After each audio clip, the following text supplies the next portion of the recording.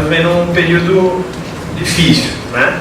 Um momento hoje que não tá fácil. A gente tem sido bombardeado aí com informações, notícias, muitas divergências, né? É só o que se fala. Se a gente for entrar aí no celular da gente, nas redes sociais, nas conversas, provavelmente vão ser tratadas aí na hora do almoço, o assunto vai ser o mesmo, né? Os últimos meses, na verdade, foram assim, muitas paixões, né, relacionadas a esse assunto. E o que me chamou a atenção é que a maioria das pessoas envolvidas nisso, né, ou muita gente, de um lado e de outro, colocando muita esperança nisso, né, muita expectativa, né, é o que, do ponto de vista, né, de uma ideologia, seria um messianismo mesmo, né, as pessoas acreditando que isso vai ser ou o céu ou o inferno. Tati comentou comigo que ela essa semana chegou da faculdade, que as pessoas estavam realmente falando que, a depender do resultado, na segunda o país talvez não mais existisse, as pessoas morreriam. É verdade, depois ela pode falar. Cancelaram as aulas, pelo menos no setor, na área dela, porque não sabiam o que ia ser do país. Então, assim, é algo estranho, né, gente? Assim, é algo no mínimo que faz a gente pensar onde é que a gente está. E esse é o quadro que está aí fora, né? Não tem como dizer que não é assim, né? E a mensagem de hoje não tem a ver com isso não, inclusive eu queria falar sobre isso, que começar reafirmando que eu acredito, nós, né, não só eu, mas a igreja sempre acreditou, a igreja historicamente falando, na importância da gente entender o papel nosso enquanto cidadão, em entender que a Bíblia também fala sobre isso, né? A Bíblia fala sobre todos os assuntos. No entanto, eu creio que a política é um departamento da vida da gente, ela não é o tudo e o todo, ela não é o fim em si mesmo. E quando isso toma proporções maiores do que ela deveria tomar, isso se torna uma idolatria no nosso coração, né? E curiosamente, quando eu preguei aqui há 3 domingos atrás, eu preguei no primeiro turno e preguei também pela manhã. Enquanto eu me preparou, eu comentei isso no dia, não sei se alguém vai lembrar, no dia que eu preguei aqui, que eu disse, poxa Deus, o que é que eu vou falar, né? Vamos trazer um tema que seja relevante ao coração das pessoas nesse assunto. E enquanto eu me preparava, o Espírito Santo me conduziu a algo completamente diferente. Ele disse, o povo precisa ouvir algo para o coração deles. Eles precisam ouvir algo de dentro. E hoje, nesse momento, aconteceu a mesma coisa. Enquanto eu me preparava, o Espírito Santo foi trazendo algumas palavras ao meu coração. E mais uma vez hoje, eu queria trazer uma palavra que eu acredito que Deus vai falar o profundo do seu coração. E creio que Deus está querendo nos dizer com isso também, de alguma forma, que existe algo mais profundo que precisa ser trabalhado individualmente em mim e em você, enquanto igreja, para que a partir disso a gente possa realmente ser usado para abençoar uma sociedade de forma verdadeira, sabe? E não somente com palavras ou discursos. Mais uma vez eu digo, eu não estou desprezando o que a gente tem aí, a gente tem que se posicionar naquilo que a gente acredita, mas existe um posicionamento maior que o cristão tem que ter, que é a proclamação do nome do Senhor Jesus. Amém? É isso que é o centro da nossa vida. As outras coisas, elas são periféricas, são importantes, mas são periféricas. Então, eu queria tratar hoje, para ser mais objetivo, de um assunto que tem a ver com disciplinas espirituais. Pode-se dizer que hoje vários teólogos falam, né, livros, artigos, análises, dizem que hoje a gente vive num período de crise devocional. A igreja tem vivido um momento desse, né? Então, eu não vivi, né, na década de 80, década de 90, nasci na década de 90, mas eu escuto falar que a igreja dessa época vivia de uma outra forma em nosso país. Era uma igreja mais fervorosa, era uma igreja que evangelizava mais, era uma igreja que realmente tinha um compromisso ali com Jesus, de outra, talvez quem viveu nessa época vai poder testemunhar essa visão que tem visto, né, de uma igreja atual que tem não parece que tem reagido tanto à mensagem do Evangelho em nossos dias. E eu creio que isso tem a ver, ou pelo menos tem um pouco de contribuição com a forma que a igreja tem se relacionado com Deus. Ser cristão hoje, né, nos nossos dias, tem se resumido a alguém que frequenta um ambiente religioso. Basta você dizer isso para você dizer que é cristão. Quando, de acordo com o conceito bíblico, o cristão é alguém que se tornou um seguidor de Jesus, que reconhece Jesus como Senhor e Salvador, e que agora busca obedecer a Cristo vivendo como Ele viveu. Então são conceitos muito distintos e que hoje a gente parece que não mais reconhece. Hoje, para a pessoa se dizer um cristão, basta ela dizer, não, eu sou crente e eu congrego em algum lugar. Ou não, né? Ou eu sou crente, mas eu nem congrego em algum lugar porque a igreja sou eu. Né? Tem isso hoje. Quando, na verdade, não existe mais aquele desafio de você se ver como um discípulo, um seguidor de Cristo. E me parece que a prática das disciplinas espirituais tem a ver exatamente com essa busca para viver o estilo de vida que o Senhor Jesus nos ordenou. Então hoje eu queria falar um pouco sobre isso. Eu queria falar sobre como a prática delas nos vai ajudar a entender algumas coisas, como por exemplo, que isso não é algo opcional para o cristão, mas algo indispensável para todo, seja ele novo convertido, seja ele antigo, seja ele pastor, seja ele líder, seja ele um que está aqui assistindo uma mensagem no culto. E uma outra coisa é que a gente possa compreender que viver intencionalmente uma vida com Deus por meio das disciplinas espirituais é o primeiro passo, gente, para a gente poder experimentar a plenitude de um relacionamento saudável com Cristo. E também para poder impactar o mundo de forma como Jesus quer que a gente faça. Ou seja, a gente precisa entender que as disciplinas espirituais são a base para a gente construir qualquer obra que vai ser desenvolvida no terreno da nossa vida após a nossa conversão a Jesus. Sem essa base, tudo que for planejado vai fracassar, não vai ter sustento. E aí a pergunta que surge, que a gente traz, é quais são, afinal, as disciplinas espirituais? Né? Ou melhor dizendo, o que são as disciplinas espirituais? São os meios ensinados por Deus na sua palavra para que a gente possa experimentar sua graça em constante atuação em nossas vidas. Richard Foster, que escreveu um livro sobre isso, ele dizia que as disciplinas espirituais permitem que nos apresentemos diante de Deus a fim de que Ele possa nos transformar. É como se fosse... Ela não é o fim em si, mas ela é um dos meios que Deus usa para que a nossa vida possa receber da graça dEle e Ele agir em nós.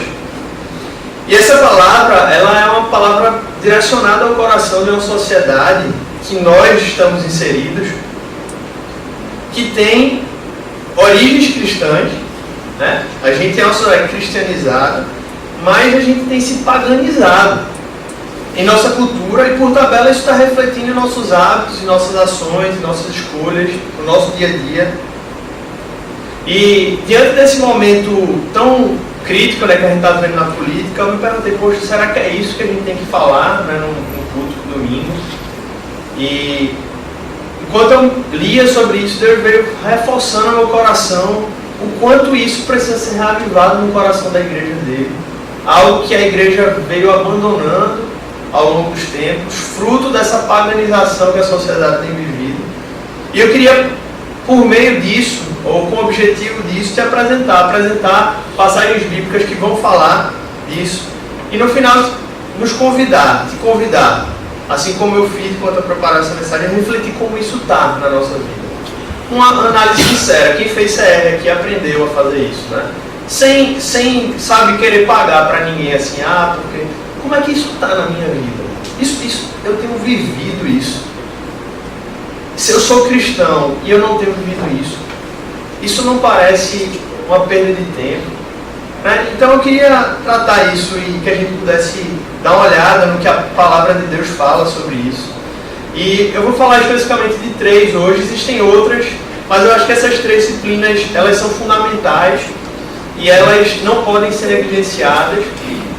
E a gente precisa realmente mergulhar nessa ideia e não só entender, mas passar a viver isso também. Em primeiro lugar, existe uma disciplina que é a disciplina ou o meio de graça, uma forma que Jesus nos deixou, que a palavra nos ensina, que é a meditação na palavra. A meditação bíblica, meus irmãos, não é um exercício como alguns às vezes praticam, né, de forma bem prática no dia a dia. Não é um exercício de autoajuda, sabe? Não é uma forma, porque quando a gente fala meditação, às vezes a gente associa, né, aos rituais, né, orientais e tal, né? Não é uma forma de busca de alteração da consciência para alcançar um outro estado. Não é um estado de transe. Mas a meditação bíblica tem como objetivo uma palavra concreta. De você entender um texto, entender como aquilo fala a você, como aquilo se aplica à sua vida. É uma meditação que ela é inteligente, ela é consciente, ela é racional, mas ao mesmo tempo transcendente e espiritual. E a gente medita na palavra escrita, nesse texto aqui, ou deveríamos meditar, com o objetivo de, como a palavra de Deus fala lá em Romanos capítulo 12, renovação da nossa mente. Com foco, concentração, atenção, sobre tudo isso, iluminação do Espírito Santo. Não há como fazer isso sem iluminação do Espírito Santo, que vai nos guiar como um ser divino, que nos criou e que nos sustenta para que a gente possa entender o que Ele quer falar aos nossos corações. E eu queria compartilhar 2 textos com você sobre isso.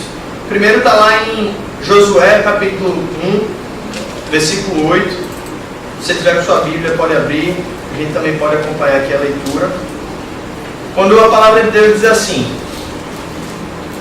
não deixe de falar as palavras deste livro da lei e de meditar nelas de dia e de noite, para que você cumpra fielmente tudo que nele está escrito. Só então seus caminhos prosperarão e você será bem sucedido.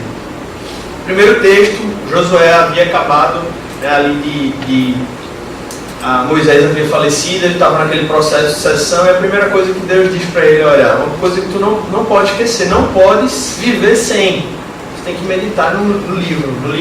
Ali eles tinham, né, a Torá basicamente, mas era a palavra de Deus para ele naquele momento, assim como esse livro é a palavra de Deus para a gente hoje. E ele está dizendo: olha, você precisa fazer isso, você precisa meditar nela dia e noite, com o objetivo de que você possa cumprir e viver aquilo que eu tenho para a sua vida. Outro texto, 2 Timóteo 3, 16 ao 17, a palavra de Deus fala: toda a escritura é inspirada por Deus e útil para o ensino, para a repreensão, para a correção e para a instrução na justiça, para que o homem de Deus seja apto e plenamente preparado para toda boa obra. Essas 2 passagens nos dão uma resposta clara. Por que meditar? Deus nos chama a fazer isso. É por meio dela que a gente vai aprender, que a gente vai ser corrigido, que a gente vai ser repreendido, que a gente vai crescer. E o texto de Timóteo fala aqui que é a forma que Deus usa para que nós, enquanto filhos dele, sejamos preparados para toda boa obra. Quando perguntaram a Bonhoeffer, um pastor que viveu na época da Alemanha nazista, por que meditar? Perguntaram por quê.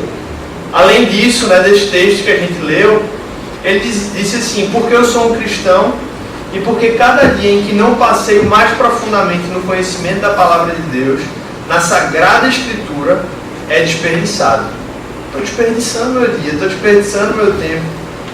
E aí a gente se pergunta: ok, né, eu sei, eu preciso disso na minha vida, eu posso até não estar bem com isso, eu posso estar, né, negligenciando isso nos últimos tempos, mas como é que eu faço isso? Às vezes é tão difícil, às vezes é tão complicado poder meditar e entender como aquele texto quer falar comigo, o que é que Deus está querendo falar no meu coração. E eu queria compartilhar outras passagens também, que a própria palavra nos revela como a gente deve fazer isso. Em primeiro lugar, Salmo 119, versículo 148. É muito versículo, né? Versículo 148. A palavra de Deus diz, em primeiro lugar: ao contrário, a sua satisfação está na lei do Senhor, e nessa lei medita de dia e de noite. Desculpa, esse é Salmo 1, versículo 2. Deixa eu ler o Salmo 119, 48. 148. 119, 148. Fico acordado nas vigílias da noite para meditar nas tuas promessas. Esse versículo ele chama a atenção da gente no seguinte sentido: o salmista está dizendo que ele tinha intencionalidade em fazer e dedicar tempo à meditação. Ele dizia: olha, eu fico acordado nas vigílias da noite para eu poder conseguir fazer isso. O texto não está dizendo que a nossa obrigação é meditar somente na palavra durante as vigílias da noite. O que a gente percebe aqui pelo discurso do salmista é que ele tinha uma intencionalidade disso. Ele sabia que talvez naquela rotina dele, ele não conseguiria fazer isso se ele não tivesse reservado aquele tempo para aquilo. Então a primeira coisa que a gente precisa ter em mente quando a gente fala disso é intencionalidade, é prioridade. Isso precisa estar muito claro, porque senão não vai acontecer, gente. Não vai acontecer, primeiro, porque a nossa carne vai nos sabotar. Segundo, porque o inimigo está doido para que isso não aconteça. Então não vai ser muito difícil, não dá certo, enquanto isso não tiver prioridade em nossas vidas. Segundo lugar, que aí foi o texto que a gente leu de Salmo 1, versículo 2, que diz: ao contrário, sua satisfação está na lei do Senhor, e nessa lei medita dia e de noite. O que é que esse texto também revela aqui para a gente de forma bem prática? Constância. Quando ele fala dia e de noite, ele está querendo dizer constância. É algo constante. Deus, ele quer relacionamento com a gente. Ele não quer encontros casuais. Fala sério, gente. Quando você está com seu marido, sua esposa, seu namorado, ou com uma pessoa que você gosta de ter relacionamento com a pessoa. Você não gosta de encontrar uma vez por mês e depois não vamos encontrar de novo lá. Lá no Natal a gente se encontra, naquela viagem de fim de ano a gente se encontra. Deus, ele não quer isso, ele quer relacionamento, ele quer vida constante. Então o segundo ponto, além da intencionalidade, da prioridade, é que a gente precisa ter constância nessa meditação. Terceiro lugar, Salmo 119, agora o versículo 18. Salmo 119, agora o versículo 18. A palavra de Deus diz: abre os meus olhos para que eu veja as maravilhas da tua lei. Essa oração, meus irmãos, que tem que ser feita e vivida constantemente, se a gente quiser ter uma meditação realmente bíblica. A gente não tem como entender as profundidades e o que Deus quer falar aos nossos corações enquanto a gente não estiver dizendo assim: Senhor, abre os meus olhos para que eu possa entender o que o Senhor quer falar no meu coração. Me ajuda, Senhor, porque por mim eu não vou conseguir entender o que tu queres falar no meu coração. Me ajuda, Pai.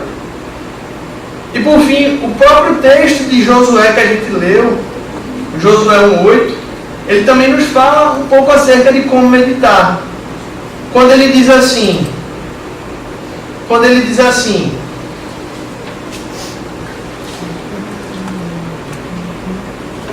para que você cumpra fielmente tudo o que nele está escrito. Ou seja, a forma que a gente vai poder entender o que Deus quer que a gente faça, Deus vai nos guiar, Deus vai nos direcionar, é por meio da meditação no livro que Ele deixou como instrução para as nossas vidas. Então, a partir da leitura, a gente vai entender, e a partir da leitura a gente vai dizer: e agora como eu posso pôr isso em prática na minha vida? Como é que isso é possível? E três pontos importantes para a gente poder facilitar o nosso entendimento de como facilitar entender a palavra, né? Primeira coisa, quando a gente lida com o texto, a gente precisa observar o texto. Precisa fazer perguntas ao texto. Por exemplo, quando, onde, quem, por quê. A gente precisa entender o que é que está acontecendo ali, porque senão a gente pode fazer com que aquele texto que tem um significado, ele venha a se amoldar o que a gente quer que ele signifique. Então eu preciso fazer perguntas. Eu preciso observar o texto.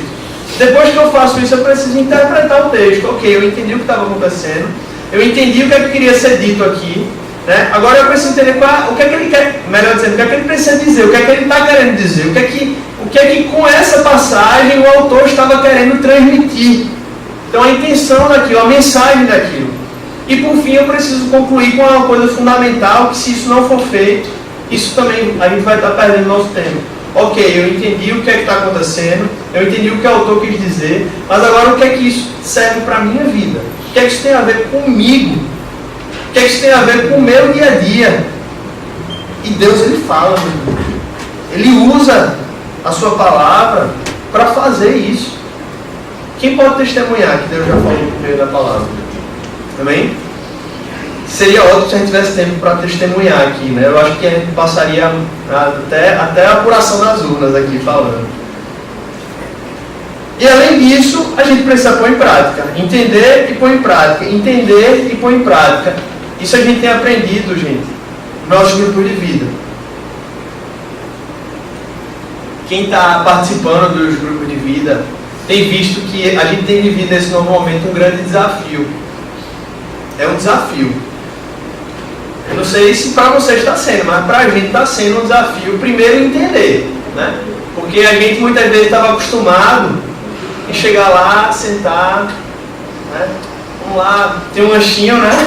No início, lanchava, você sentava lá com, né, satisfeito, e aí o líder lá falava, compartilhava, você dava lá uns pitacos, e agora você está sendo desafiado a ouvir a voz de Deus durante a sua semana, durante o seu dia, e dizer o que é que eu vou fazer a respeito disso. Um outro grande desafio, porque muitas vezes a gente ouve Deus falar e diz assim, eu não sei o que eu faço não, o que é que eu faço? Como é que eu resolvo isso na minha vida? Meditar, meus irmãos, é ser desafiado à transformação diária. É como se Deus estivesse colocando um espelho, sabe, na nossa frente. Só que com esse espelho a gente entende a nossa natureza, mas ao mesmo tempo a gente, como é que eu posso dizer? A gente tem as ferramentas para saber como resolver aqueles problemas que a gente está enxergando. Isso que é o maravilhoso da palavra de Deus.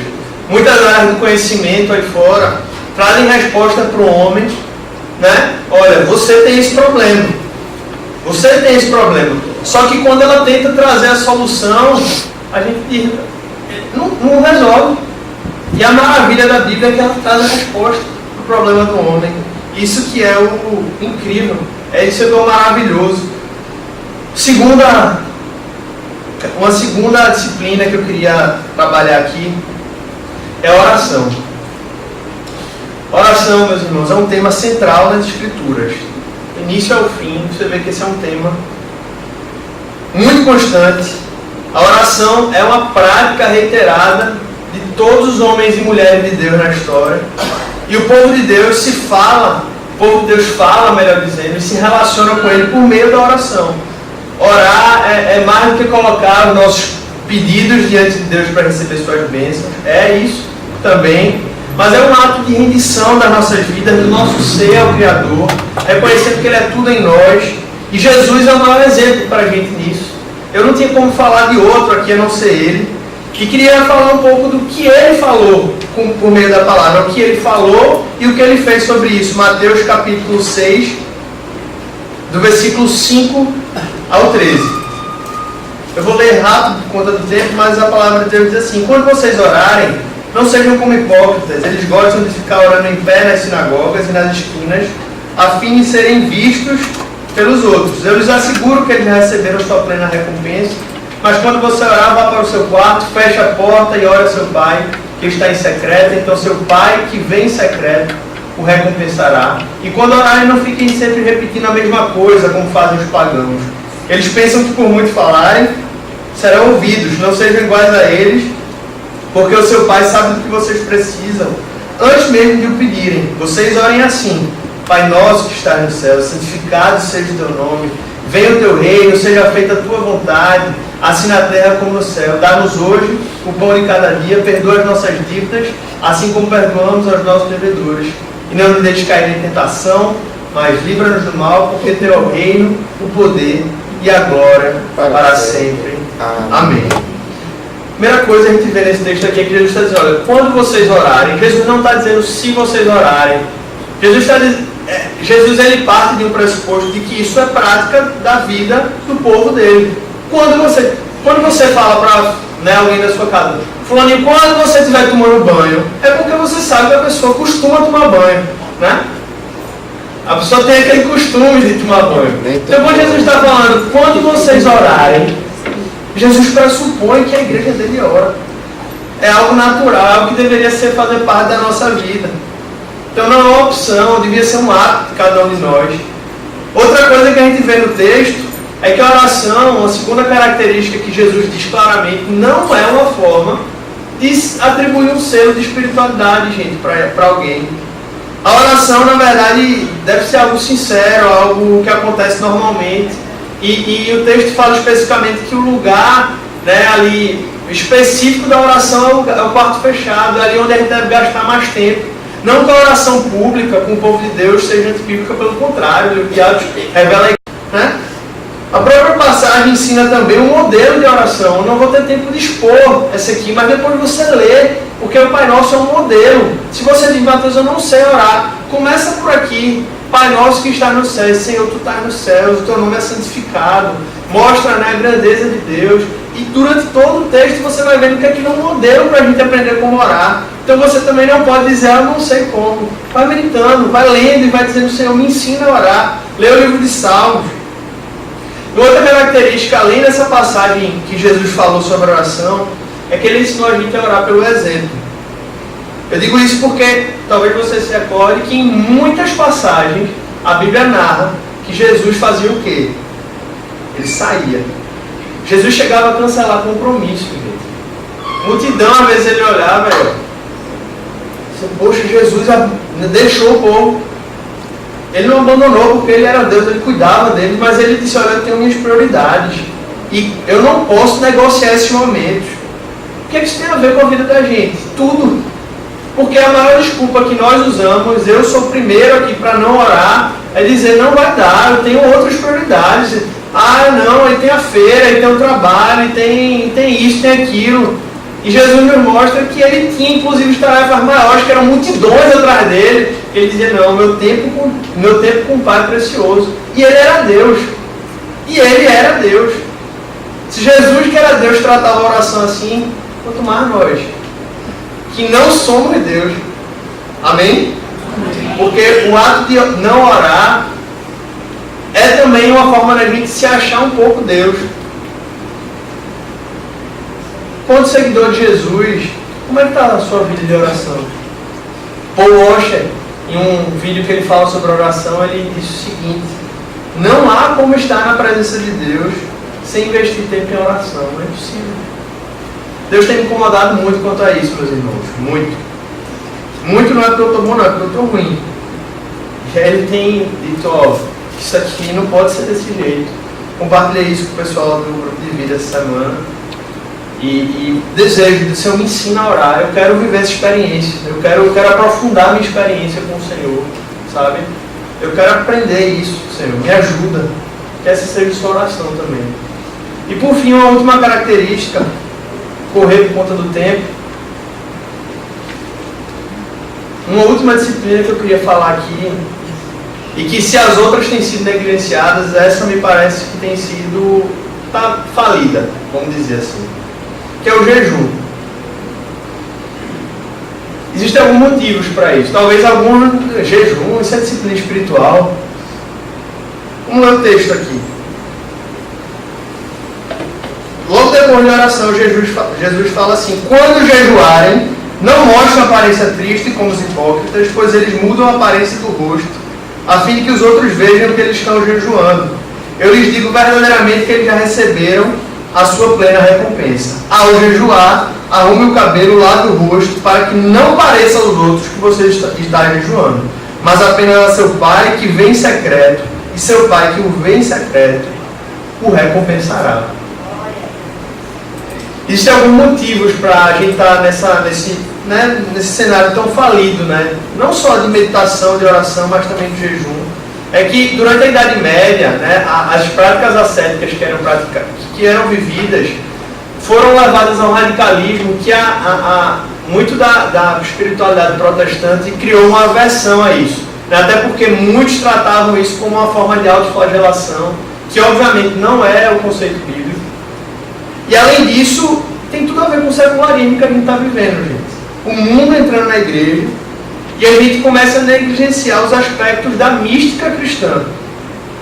Nós não somos misticistas, mas nós somos místicos no sentido de crer no sobrenatural. O misticismo é o que diz que tudo é isso, né? Tudo é o diabo, tudo é isso. Mas nós cremos no sobrenatural. E o jejum, ele tem muito disso, porque a gente diz qual é a lógica, como é que isso existe. Qual é o propósito disso? O que é o jejum, meus irmãos? O jejum é a abstenção de alimento, você vai ver na Bíblia que sempre foi assim, por um tempo determinado, por motivos espirituais. Normalmente estava associado, em alguns momentos, a períodos de tristeza, de arrependimento do povo, ou da vida de alguém, mas também é sempre ligado diretamente à vida de oração. Você vai sempre ver, o próprio Jesus falava sempre disso. E o jejum, ele nos ajuda no desenvolvimento também da vida de oração e no desenvolvimento da nossa vida enquanto discípulo, enquanto cristãos. Vários homens de Deus jejuavam e testemunhavam o valor disso. Lutero, João Calvino,